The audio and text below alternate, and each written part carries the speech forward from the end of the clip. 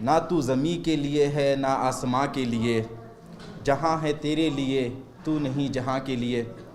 سب سے پہلے میں آپ تمام صحافی حضرات کا شکر گزار ہوں کہ آپ ایک دفعہ پھر عید الفطر کے موقع پر، جب آپ لوگوں کے گھروں پر بھی مہمان آ رہے ہیں اور عید الفطر کی مبارکباد کا سلسلہ شروع ہے، آپ لوگ ایک مختصر نوٹس پہ، ایک شارٹ نوٹس پر تشریف لائے۔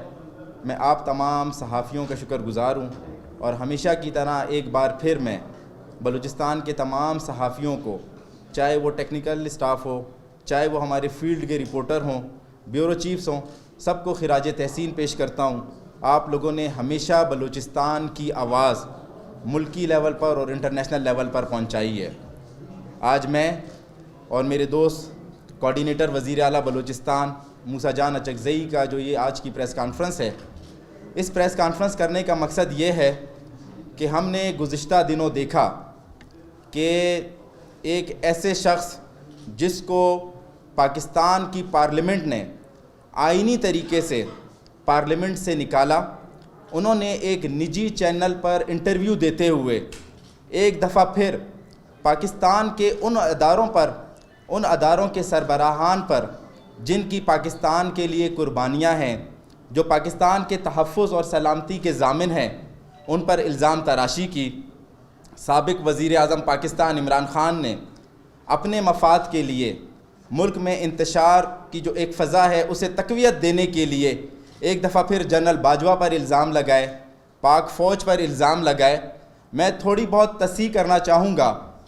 عمران خان صاحب نے اپنے انٹرویو میں کہا کہ مجھے جنرل باجوہ صاحب نے پنجاب کی اور کے پی کی اسمبلیاں تحلیل کرنے کے لیے کہا تھا۔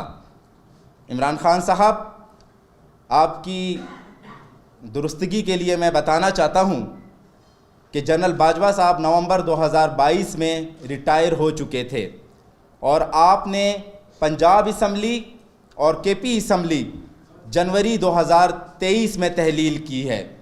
مطلب باجوہ صاحب کی ریٹائرمنٹ کے 5 مہینے کے بعد آپ نے وہ اسمبلیاں تحلیل کی ہیں۔ تو آپ یہ الزام کیسے لگا سکتے ہیں کہ پاک فوج کے سربراہ، ہمارے سابقہ chief of army staff general Bajwa صاحب نے آپ کو پنجاب اور کے پی کی اسمبلیاں تحلیل کرنے کے لیے کہا تھا؟ آپ اپنی ہر ناکامی کا ملبہ پاکستان کے اداروں پر ڈالتے ہیں۔ کبھی آپ سپریم کورٹ کو برا بھلا کہتے ہیں، کبھی آپ فوج کو برا بھلا کہتے ہیں، کبھی آپ میڈیا کو برا بھلا کہتے ہیں۔ پاکستان کی عوام گواہ ہے کہ کس طرح آپ نے اپنے وزارت عظمیٰ کے دور پر میڈیا پر پابندیاں لگائیں، کس طرح آپ نے سینئر صحافیوں کو سلال پابند کیا، کس طرح آپ نے میڈیا چینلز کے اوپر پابندیاں لگائیں، کس طرح صحافیوں پر تشدد کیا گیا۔ اس کی ایک واضح مثال آپ کے ہمارے ایک سینئر صحافی جن کا اسلام آباد سے تعلق ہے، محسن بیگ صاحب، ان کے ساتھ جو کچھ ہوا وہ آپ سب کے ہمارے علم میں ہے۔ عمران خان صاحب، ملک اس وقت انتشار کا متحمل نہیں ہو سکتا۔ ملک کی جو حالات ہیں اس میں الیکشن نہیں ہو سکتے۔ ہم حکومت پاکستان سے یہی مطالبہ کرتے ہیں کہ پورے ملک میں ایک وقت میں قومی اسمبلی اور تمام صوبائی اسمبلیوں کے الیکشن کروائے جائیں۔ اور آپ نے اس دن جو اپنا ایک ٹی وی چینل کو انٹرویو میں کہا اور فوج کو جس طرح آپ نے متنازع بنانے کی کوشش کی، پاکستان کا بچہ جانتا ہے کہ کچھ غیر ملکی ایجنٹ اور بیرونی اعلی کار بیٹھ کر کس طرح سوشل میڈیا پر اداروں کو متنازع بنا رہے ہیں، اداروں کے خلاف بیان بازی کرتے ہیں، اداروں کو برا بھلا کہتے ہیں۔ ہم اس کی شدید مذمت کرتے ہیں۔ بلوچستان جو رقبے کے لحاظ سے پاکستان کا سب سے بڑا صوبہ ہے، ہمارے پاس سیٹیں کم ہیں لیکن ہم رقبے کے لحاظ سے پاکستان کا سب سے بڑا صوبہ ہیں۔ ہمارے پاس الحمدللہ گوادر ہے، ہمارے پاس سی پیک ہے، ہمارے پاس ریکوڈک ہے۔ آپ نے ماضی میں جس طرح بلوچستان کو نظر انداز کیا، یہ بھی بلوچستان کی عوام کو یاد ہے۔ بلوچستان میں آپ نے بالکل توجہ نہیں دی۔ ہمارے پاس ہمارے جو شیعہ برادری ہے، ہمارے جو ہزارہ برادری ہے، اس کے 10 15 جنازے پڑے ہوئے تھے اور آپ بلوچستان نہیں آئے، اور آپ کا صرف یہی کہنا تھا کہ میں بلوچستان اس لیے نہیں جاؤں گا کیونکہ مجھے بلیک میل کیا جا رہا ہے۔ ہمارے لوگوں کی رگوں میں بھی وہی خون بستا ہے ہمارے لوگوں کے جسم میں بھی وہی خون ہے خان صاحب جو پورے پاکستان کے لوگوں کی جسم میں اور رگوں میں ہے. آپ نے بلوچستان کو اس طرح نظر انداز کیا. اس کے علاوہ یہاں کی بہت بڑی بڑی سیاسی اور قبائلی شخصیات جن کا بہت بڑا سیاسی بیک گراؤنڈ ہے، ان کے ساتھ آپ کا کیا رد عمل تھا، ان کے ساتھ آپ نے ان کے ساتھ کیا، وہ بھی پورا بلوچستان جانتا ہے. خان صاحب، خدا را ملک میں مزید انتشار مت پھیلائیں، ملک کو مزید انتشار کی طرف مت لے کر جائیں. پاکستان کی قوم اور بالخصوص بلوچستان کی قوم اپنے اداروں کے ساتھ ہے، پاک فوج کے ساتھ ہے. جیسے کہ کل D G I S P R صاحب نے کہا کہ فوج کا سیاست سے صرف آئینی رشتہ ہے، غیر سیاسی آئینی رشتہ ہے. پاک فوج کے لیے تمام سیاستدان، تمام سیاسی جماعتیں قابل احترام ہیں، لیکن آپ اپنے مفاد کے لیے ایک دفعہ پھر وزیر اعظم بننے کے لیے ملک کو انتشار کے دلدل میں دھکیل رہے ہیں. آپ ملک میں افراتفری چاہتے ہیں، آپ خون ریزی چاہتے ہیں، آپ لاشوں کی سیاست چاہتے ہیں.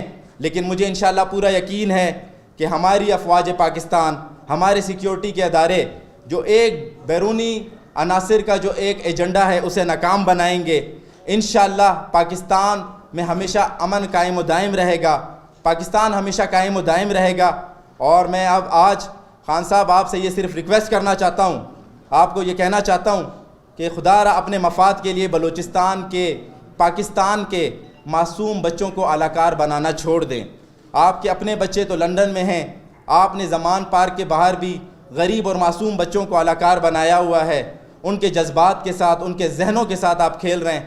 خدا را یہ چھوڑ دیں. میں وزیر اعلیٰ صاحب کا ترجمان ہوں اور آپ سمجھیں کہ میں وزیر اعلیٰ صاحب کی زبان ہوں. میں وزیر اعلیٰ صاحب کی طرف سے ہی پریس کانفرنس کر رہا ہوں. دیکھیں، ہم نے کسی شخص کو ہمارا تنقید کا نشانہ بنانا نہیں ہے. جس طرح ملک کے حالات چل رہے ہیں، ملک میں ایک انتشار پھیلایا جا رہا ہے، ملک اس کا متحمل نہیں ہو سکتا.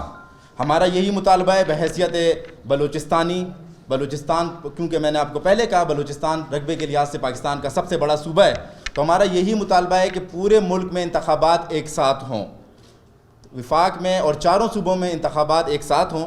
اگر کوئی اپنے مذموم مقاصد کے لیے انتخابات میں جلدی کرتا ہے، ملک میں انتشار پھیلاتا ہے، تو ہم بحیثیت بلوچستانی اور بحیثیت صوبائی حکومت اس کی شدید مذمت کریں گے اور اس کو ہم کاؤنٹر بھی کریں گے.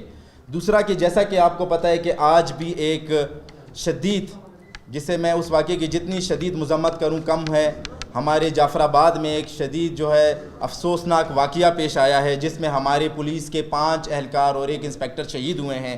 اس پر بھی میں ان کے غمزدہ جو خاندان ہیں، جو شہداء کے جو ہمارے خاندان ہیں، ان سے اظہار ہمدردی کرتا ہوں. ان کے غم میں ہم برابر کے شریک ہیں.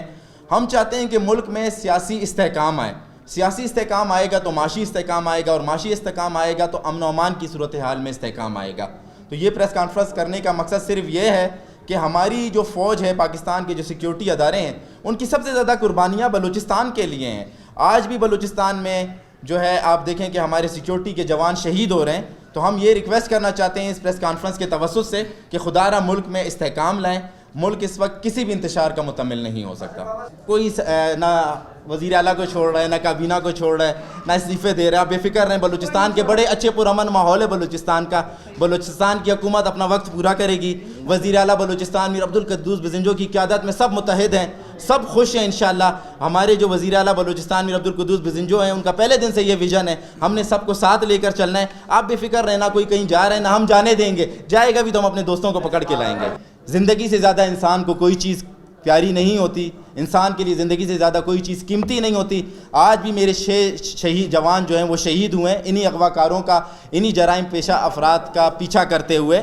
بلوچستان پولیس اپنا فرض انشاءاللہ الحمدللہ بہت بخوبی سر انجام دے رہی ہے. رمضان المبارک میں کندھاری بازار میں بلاسٹ ہوا، اس میں میرے پولیس کے جوان شہید ہوئے. میری پولیس کے جوانوں کو اپنی ذمہ داری کا احساس ہے، اپنے فرض کا احساس ہے. کوئٹہ شہر میں اگر اسٹریٹ کرائمز ہیں، پولیس پوری کوشش کر رہی ہے.